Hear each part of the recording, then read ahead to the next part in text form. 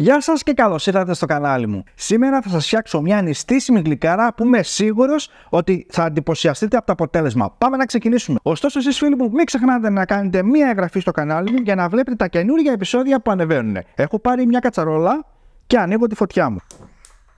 Και θα ρίξω 1 λίτρο γάλα αμυγδάλου χωρίς ζάχαρη, 200 γραμμάρια κρυσταλλική ζάχαρη, 100 γραμμάρια corn flour, 2 βανιλίνες και ανακατεύουμε πάρα πολύ καλά. Και αφού διαλύσουμε το corn flour πάρα πολύ καλά, θα ρίξω 200 γραμμάρια ινδοκάριδο. Και ανακατεύουμε πάνω στη φωτιά μέχρι που να μας πήξει κρέμα. Βλέπετε ότι η σύσταση της κρέμας έχει ξεκινήσει και αλλάζει. Σε αυτό το σημείο κλείνω τη φωτιά και αποσύρω. Σε ένα γυάλινο πυρέξ 20x20 θα ρίξω την κρέμα. Στρώνουμε πάρα πολύ καλά. Θα σκεπάσω την κρέμα με μια μεμβράνη και θα φροντίσω να εφάπτεται πάνω στην κρέμα.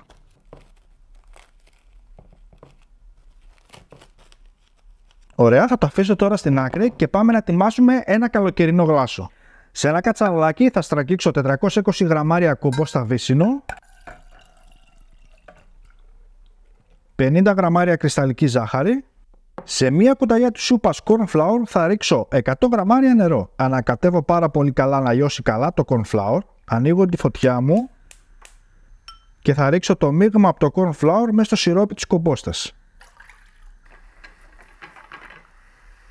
Με το που φτάσει σε σημείο βρασμού θα ρίξω και το βύσσινο μέσα. Και ανακατεύουμε μέχρι να δέσουν όλα μαζί. Αυτό που θέλω να πετύχω είναι ένα σιρόπι πυκνό, αλλά όχι να γίνει κρέμα. Θα πρέπει όταν κάνουμε με τη σπάτουλα έτσι, η ροή να πέφτει διακεκομμένα.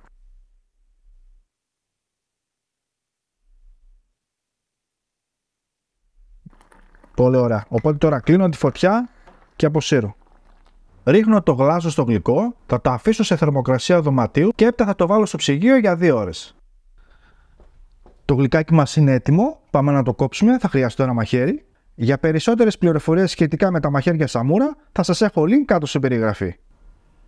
Φτιάξτε αυτό το υπέροχο νηστίσιμο γλυκό και πείτε μου εντυπώσεις κάτω στα σχόλια. Ακολουθήστε για περισσότερες εύκολες και νόστιμες συνταγές. Μέχρι το επόμενο βίντεο να περνάτε καλά. Γεια σας.